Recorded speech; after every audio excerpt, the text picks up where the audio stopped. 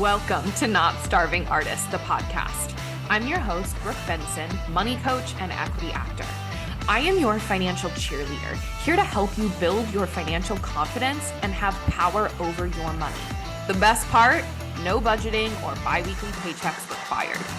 I went from being a broke BFA grad having weekly panic attacks about money to a financially confident, wealth-building actor and business owner. Money gets to feel fun, simple, and sexy, and I am going to show you how. Hi everyone, welcome back to the podcast. Today, I am so excited about this episode. It's courtesy of my dad, who sent me an article earlier this week, and the title of the article is, "A couple who retired early with $4.3 million say the FIRE lifestyle is wearing thin." Now I'm going to talk about this article, what the FIRE lifestyle is, kind of what this article was saying. And then we're going to enter into a conversation about frugality. Because frugality is something that I talk about all the time, and vehemently against frugality, if you all have not caught the vibe yet. So let's talk about what this article is. So the FIRE lifestyle, for those of you who don't know, FIRE is an acronym inside of the finance community, and it stands for Financial Independence Retire Early. And basically what this means, when you achieve FIRE, that means that you have enough money invested in your retirement accounts and elsewhere, like your investments can support you for the rest of your life. So how the stock market works, how investing works, right, is your money is making money for you without you having to do anything. So once you have a certain amount invested, and there's calculations all over the place where you can calculate it. The most popular one is the 25% rule. You can go Google that if you're interested. We're not going to get into the nitty-gritty math of it because we're going to talk about why the FIRE lifestyle is a bit overrated, as seen in this article. But this just means that you don't have to work anymore. You don't have to rely on any other income because your lifestyle is being fully supported by your investments. Your money is working for you, right? So you're being paid by your money, basically. So this FIRE lifestyle, this FIRE movement trend thing started to kick up in the 90s. And this is when people started to chase investing enough so that they could quit their jobs and never have to work again. Now, let me be very clear as we enter into this conversation. I want all of you to have a ton of fucking money in your investment account so that you don't have to work again. We love that. We love money working for you. We love not having to depend on an employer, right? We love all of that. What we're going to talk about here is the lifestyle and the subsequent strategies in order to hit FIRE numbers, right? Or achieve your FIRE. Again, financial independence, retire early. It's a specific number for each person depending on your income and your lifestyle. And again, there's a million calculators out there if you're interested in learning what that is. So the whole goal is to hit this certain investment number. And once you hit this amount in your investment accounts, you are safe to retire and not work again because you can pull money out of your investment accounts to maintain your lifestyle. So what ended up happening, right, when this FIRE movement took off, is that people started to move towards extreme frugality in order to hit FIRE as quick as possible. So any extra dollar, any extra penny, any extra amount of money, or even money that wasn't even extra, but they were able to find extra somewhere, right, was thrown into investment accounts. And some people were on a trajectory to hit FIRE within 20 years. Some people it was 30 years. Some people it was 5 years, depending on how much they were able to put towards their investments. And the thing about this is that it became this hard goal, right? Of there's a very specific number that you're trying to hit in order to achieve FIRE, which means you never have to work again. And we are going to do everything in our power, even if it means hating our life for the next 10 years or budgeting our asses off for the next 15 years in order to hit this number. And then we're going to feel good. Okay. So back to this article, this couple, again, $4.3 million right? They don't have to work anymore. Those investments can take care of them for the rest of their lives, but they're having a really hard time allowing themselves to utilize that money. Now, this was in a podcast episode too. This article is from a podcast episode. Again, you can Google the title of this article if you want to learn more and read this actual article. But one of the things they said was that they were out to breakfast with their daughter, and she got the most expensive thing on the menu, which was $20, resulting in a $99 bill total.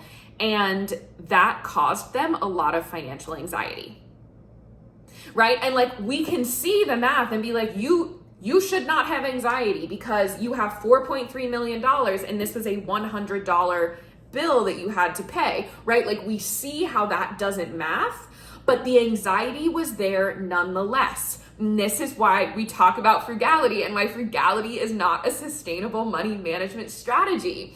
The other thing that they talk about is that they probably live suboptimally, was one of the quotes in here. And they think about money a lot in ways that they shouldn't normally have to. This is another quote that I really love that's in here. They have a cautiousness when it comes to money, a hesitancy to do anything but preserve. I feel security in the investments, but I don't want to touch them. They're for the future. But the future's arrived, right? They retired, they hit fire, and now those investments are meant to be used. But hey class, what have we been learning from the beginning of the time that you've been here? That if you don't learn the skill of spending, it's not gonna get easier when you have the money, right? Like, the future, like, we can be chasing all of these future goals, right? And doing everything in our power to hit these financial goals. But if you don't create a lifestyle and a system that you actually want to continue once that goal is hit, that goal is going to mean jack shit.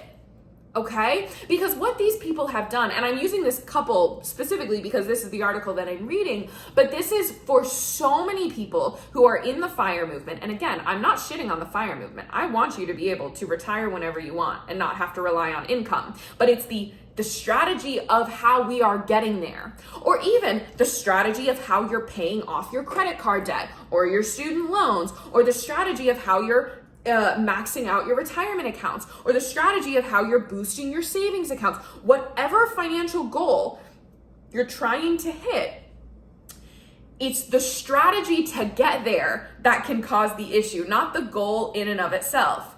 I want you to pay off all your credit card debt. I want you to stack your investment accounts. I want you to have hella cash in the bank. But most fucking importantly, I want you to not hate your life on your way there. Okay, because let's even back up a little further here.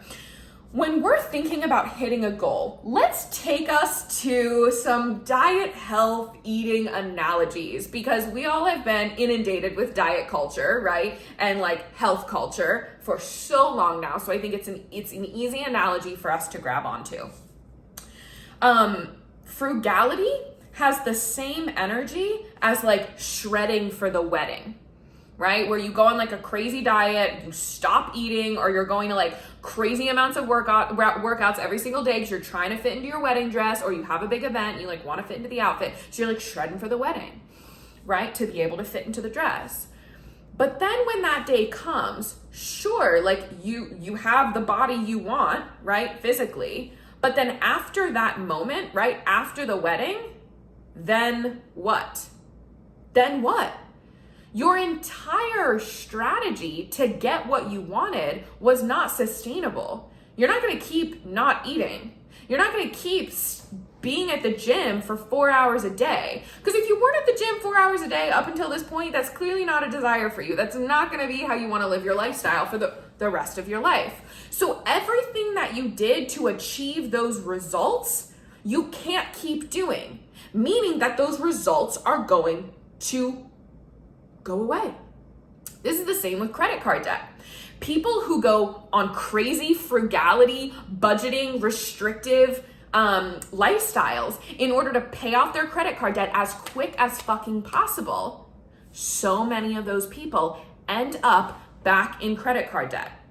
Okay. I actually have clients. Most of my clients come to me after they've paid off debt and then they got it back on their, like they racked it up again. So a lot of my clients, like they did it themselves and they felt really proud of like how they were able to pay off all this debt, but they did it in a way that wasn't sustainable. And now they have all this debt again. And they were like, okay, so I'm realizing that this strategy isn't working. I need something else. And it's because their entire money management strategy was centered around credit card debt. It was centered around every single extra dollar was going towards that debt. So one, they weren't enjoying their life. They were teaching their body to be angry about money. They were teaching their body to feel stress about money and anxiety about money. Like, let's just get this fucking debt paid off and then we can feel good and then we can feel good. And so their entire money management strategy, their entire ecosystem was centered around the debt. And then when the debt is gone, when there's nothing more to throw every extra dollar at, and when you have been so used to depriving yourself and restricting yourself, when the debt is gone and you've hit that gold star, sure, you're gonna get that dopamine hit right when it happens, and it's like, woohoo, debt's paid off. Now what? Now what are you gonna do? You think it's just gonna be easy for you to go out and buy yourself a nice meal after years or even just a few months of not letting yourself indulge in anything? Fuck no. You're gonna have to relearn that skill, and it's gonna be so hard for you to learn that skill if you train your body to be in that restrictive deprivational energy. So going back to this FIRE movement in this article, this is the same energy as like the debt payoff. If you are for years and years and years and years throwing every extra dollar you can at the expense of enjoying your life towards this FIRE number, when you hit FIRE, it's not like a switch flips. It's not like your body is like, yes, the number we've been waiting for. Complete relaxation. We'll feel good about money. We have no more financial anxiety whatsoever. You've done it. No, our brains don't work like that. They do not work like that. It's never just a switch flip, okay? So when we're thinking about this, like as you are navigating money, right? We obviously want you to hit your goals. Obviously, I want you to love the numbers in your bank account. I want you to feel so good about what's in your savings. I want you to have your debt paid off, but I want you to do it in a way where you're actually enjoying your life along the way. Because I'm going to hit you with something here. Why do we want to hit our goals super, super quickly? Like, why are we in a rush to hit FIRE? Why are we in a rush to pay off the credit card debt? Why are we in a rush to have all the savings in the world? It's because we think that that is going to make us feel better. We think that once that thing is achieved, all of a sudden, so many of our problems will disappear. And we will feel less anxiety, and we're gonna feel good, and we're gonna feel ease.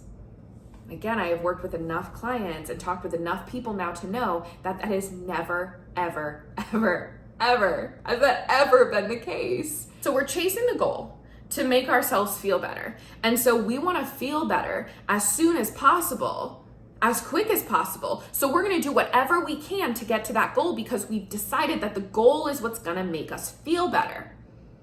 Okay, so if our goal is to feel better and we think that this thing is what's gonna do it, but the entire time that we're chasing this goal, we're feeling like shit. We're feeling terrible. We're feeling restricted. We're feeling deprived. We're feeling like we're living a suboptimal life. Do we see how we've run past the point? We have run absolutely past the point. Because if you're like, let's take FIRE. We're using FIRE as an example. If you're like, my life is going to be so much better and I'm going to feel so much less anxiety and I'm going to have so much more ease if I can retire early. And I no longer have to stress about income or like getting let go from my job or booking gigs or whatever, and I just want to retire early. I want that money in my investments accounts to take care of me. That's what's going to do it. That's what's going to make me feel better. So you spend 15 or 20 years or 10 years, right? Like everyone has their own time. Let's even say 10 years. Okay, let's take the lower end. Let's say 5 years. Let's even go lower. You spend 5 whole years depriving the shit out of yourself, running yourself into the ground, never allowing yourself to go out to eat, always getting the cheapest thing on the menu, never investing in yourself, or like not getting yourself therapy because that extra $100 a week could go towards your investments, or like not getting the nicer apartment, moving to a fucking low cost of living city so that you can hit this goal. So if you are not living an enjoyable life for 5 whole years, just so you can hit that fire number, when you hit that, it's like you've just wasted 5 years of feeling like shit because you think fire is what's gonna make you feel better. This couple is showing us that that's not how it is. Once you hit that number, that anxiety stays with you, that deprivational mindset stays with you, that frugality mindset stays with you. You haven't learned the skill of spending, so you're terrified to spend any money that is deemed excessive or unnecessary, right? Like you've taught yourself and you've ingrained this like mediocre or shitty lifestyle into your body, and then it didn't automatically get better. So we want to rush the process of getting the thing because we think the thing is what's going to make us feel better. What if we just created a lifestyle that allowed us to hit our goals and it felt good in the process? Then you're not going to care about rushing to hit the goal because you're feeling good in the process, knowing that hitting the goal is inevitable because you're enjoying how you're getting there. Willpower becomes a non-essential because you've enjoyed what you've crafted. So there's no like, will I be able to stick with it? Let me just grit my way through. What if grit isn't enough? What if I lose motivation? You don't need any of that, right? Because that is only required if you're doing something that you hate doing in order to hit a goal. So if you're doing something that feels good and feels so easy and simple and lovely and delicious, and your goals are baked into that, your goals will inevitably be hit. Because there's no world in which you fall off this kind of plan, because it's not really a plan, it's just a lifestyle that you've crafted to enjoy and hit your goals. And this brings us to this really bizarre dichotomy that we have to live in these days, which is like, and this has always been the case, but even now, just like with global warming and like the state of the world, and it's really easy to get really pessimistic about where everything is going, right? And so we're in this very bizarre place of we could live till we're 110 years old, or we could die tomorrow. We could live until we're 110 years old, or we could die tomorrow. And both of those are true, right? Like we have no fucking idea. So we can't live in either extreme of how we're managing our money because we have no idea what is going to be the case. Like, get existential for a minute. Actually sit with that.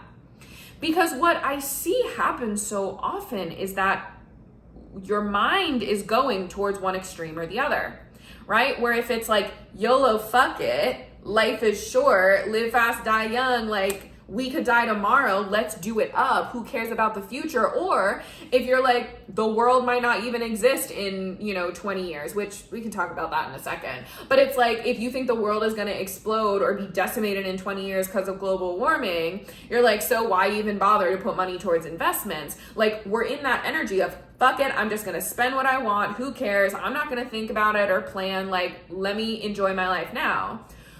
Or we swing so far to the other end where it's like, we're gonna live so long and we're gonna retire and like, we just need to put everything we can so that when we hit 50 years old, we can just live the next 40 or 50 years just vibing on beaches, traveling, living luxuriously. So we're gonna put every ounce of our dollars that we can spare towards that version of us, towards our 50-year-old self, so we can have the best second 50 years of our life.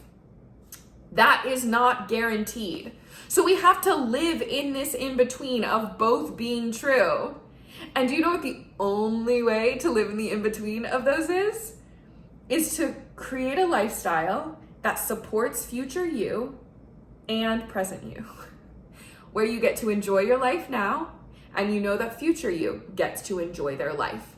If you are robbing any part of the timeline of you of enjoyment, selfish. selfish of 50-year-old you to decide that she gets all your money, right? She might not even be alive. She may not even be here. Or even like, maybe she didn't die, but maybe like life threw her a curveball or something completely unexpected happened and life looks totally different than she thought it would. How dare she take all your money? And also current you, right? Being like, fuck 50-year-old me. That bitch can figure it out on her own if she's still here, like burning on the earth, whatever. And you're like, let me spend all my money now. Then 50-year-old you is gonna get here and gonna be like, ma'am, excuse me, I would have liked to not have to work my entire life, so thanks for that. Right? We need to live in the middle. We need to live in enjoying life the entire way through our life, right? And this is, I think, probably like the biggest thing that we could all ingrain in our own brains in any realm, right? Of this like pushing things off because like, oh, what if I need it later? Or like, oh, I'm gonna push off taking that vacation. I'm gonna push off investing in that thing. I'm gonna do it all later or whatever. That energy, right? We're not guaranteed tomorrow. So we need to like unlearn that energy. And also we need to unlearn the thing in our brain that goes like, well, fuck it. Who knows if I'll be here tomorrow? Let me do whatever. Like this goes so much farther beyond money, beyond actual dollars. This is a thought pattern that is going to creep into every single area of your life or be healed in every single area of your life.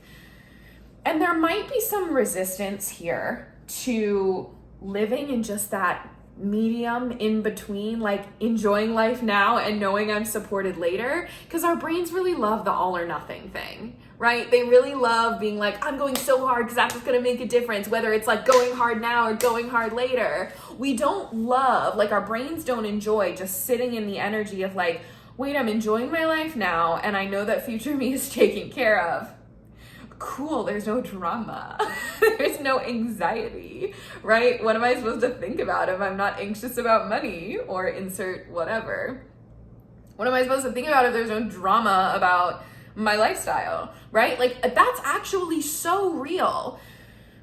Like I have hella anxiety, right? I always have. It's just always been a part of my life, especially when I entered like late high school. That's really when it kicked up. And I noticed that when I started to heal my anxiety in certain areas of my life, it would try and claw its way into other areas. Like my brain was not comfortable not having anxiety because having anxiety became comfortable for me. So when I healed it in my financial life, well, one, it kept trying to claw its way back into my finances. And I'm like, bitch, we're good. Look at the numbers. Look at the bank accounts. We have nothing to be anxious about. But she was like, but what if, right? Like that's what our anxiety does, right? And then when I finally pushed her fully out of my finances, health anxiety came in, right? Then she started to tell me that I was going to die, and every ache and pain was like, we need to stress about this. We need to be anxious about this. And I started to clock this pattern, right? Like when I would heal it in a certain area, it would try and come back in other areas. And so it's knowing this about ourselves, especially if you're someone that does experience anxiety. It's like the anxiety isn't telling you any facts, right? And so she's always gonna wanna creep in somewhere. So that's why we need to know this as we are creating simple, sustainable money plans that remove financial anxiety, because she might try and claw her way back in there, right? And we need to create something so simple and so sustainable for your lifestyle, right? That you have to like teach your body and your nervous system that money gets to be simple and sustainable. And if you spend 10, 15, 20 years of your life teaching yourself that like we need to cut back and we need to restrict and we can't spend, and like you got anxiety about that because we got to hit this fire number and whatever, then when you hit the fire number, you have taught your body year after year after year after year, your nervous system is like restrict, deprive, SOS, we're in red alert mode until we hit fire number.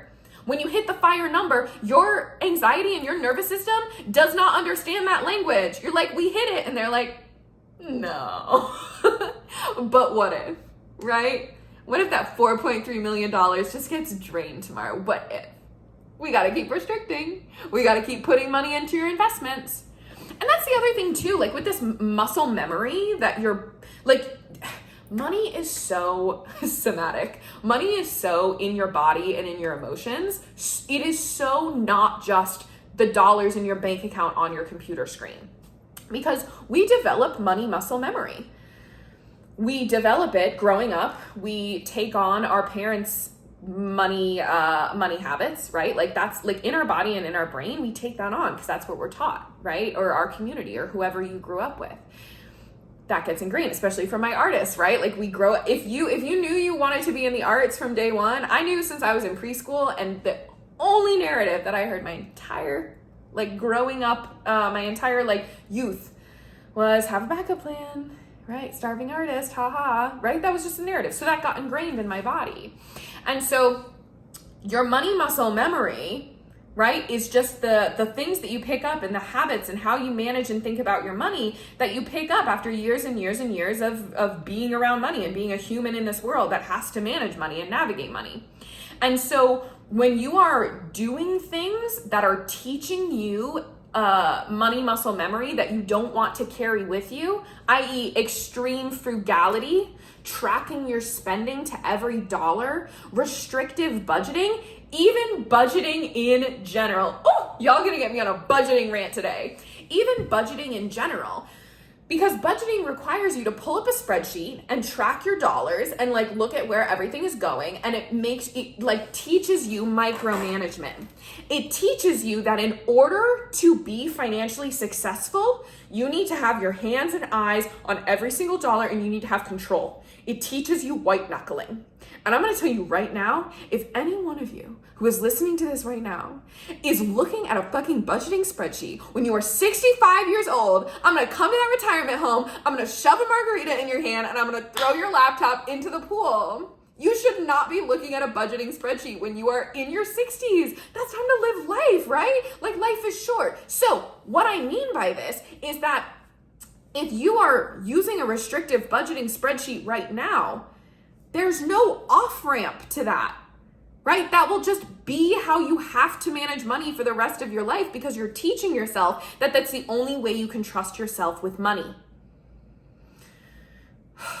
So, the most important thing is that you are developing money habits, money routines, and ingraining money into your lifestyle right now, how you desire to manage and live with money for the rest of your life. I'm going to say that again. You need to be learning and ingraining money habits and routines and ways of thinking about money and managing money and ingraining money into your life in the ways that you want to be doing it for the rest of your life. That is the most sustainable. It is the most effective. It is the juiciest. It is the way that is most inevitable for you to hit any single financial goal that you could possibly want to hit. When you do money like that, there's no like dopamine hits like in the future and like highs and lows of like, I hit the goal, now what? I hit the goal, now what? You're not going to have to relearn every single time you hit a financial goal how to navigate money. Because what you're going to do is you're just going to give yourself another dangling carrot, right? Like you're going to pay off the debt and then it's like, okay, well that high is done. Now what do I center my money management around? Well, let me hit, X amount in my savings account. Okay. Now, woohoo, that got hit. Great. Now what do I want to center my money management around? Ooh, let's hit FIRE. I hit FIRE, $4.3 million in my investment accounts. Now what? Right? Like that's going to be the cycle. And that's not a very fun cycle to be in because that cycle is just teaching you that like you can't be happy until you hit the goal or until you hit the thing. Let's be happy now. Let's enjoy your money now and let's let the goals inevitably get hit along the way. And this is how I teach my clients to manage their money. Like we create personalized systems and habits and routines that feel really good to them. And the money flow method is the antidote to budgeting. And if you hadn't heard me talk about the money flow method before, the money flow method is just a bank account organization system that splits up your money for you. So you don't have to budget, like you have a lump sum of money to spend throughout the month that you've decided on, and you can change it throughout the month if you desire, but like you have that, and then you don't have to line item track because you can just see what's going on in that one bank account because everything is split up, right, and spread apart. And you know future you is getting taken care of already. All your money is being funneled to other things, and then you got your money to spend. Like, it's so simple and so easy, removes the need for budgeting, and it's so simple and sustainable. Like, I talk about this all the time. I manage my entire financial ecosystem in 1 hour a month, as do my clients, right? So then you have more headspace, and it's like so simple that you can't not do it, right? It's so easy then to hit your goals, right? Because it's all just being taken care of for you. And your only job then is to learn the skill of spending, right? And what that means is, I call it intuitive spending, right? Like, your body knows in the moment if this is an impulse purchase, if this is something that's going to feel really good. Like, you intuitively know what you desire to put money towards, and you can tell really easily if this is something you're numbing out or blacking out with or buffering with, or if this is a true desire, or like timing wise. Like, we're building that intuition around your money so that you don't have to rely on an external spreadsheet or a financial guru to tell you how much you should be spending on rent and investing and saving each month based on your income, which doesn't even work for freelancers and artists and non-traditional business owners in the first place, right? So it's like teaching you the skills in your brain about how to be that financial CEO. Simplicity, simplicity, simplicity. I want you all to be able to live an enjoyable life right now, no matter what your income, no matter how much debt you have, no matter what your financial goals are. You can do all of it while still enjoying your life. Like, frugality has gotten this like huge moral double thumbs up of like, if you can have the willpower to restrict like that, that's good, right? Like, if you can spend as little as possible, that means you don't care about objects and you're not into material, whatever. It's just such bullshit, right? You are allowed to enjoy your life as you are chasing financial goals. It is imperative that you enjoy your life while you chase financial goals. Because remember, if the whole point of getting your money shit together is to feel better, but the entire process to get there feels like shit, we run past the point. You get to enjoy your money now and later. You get to have simple systems that support future you and allows present you to enjoy their money. Remember that. You get to enjoy your life as you're hitting financial goals. You don't have to choose between the two. Thanks so much for tuning in. Come join me on Instagram for more on how to build a simple, sexy relationship with your money. My Instagram handle is @NotStarvingArtists. And if you want to dive deeper with me, head to the show notes to learn more about one-on-one coaching. If you love this episode, subscribe, leave a review, and share it with a friend that you want to get rich with.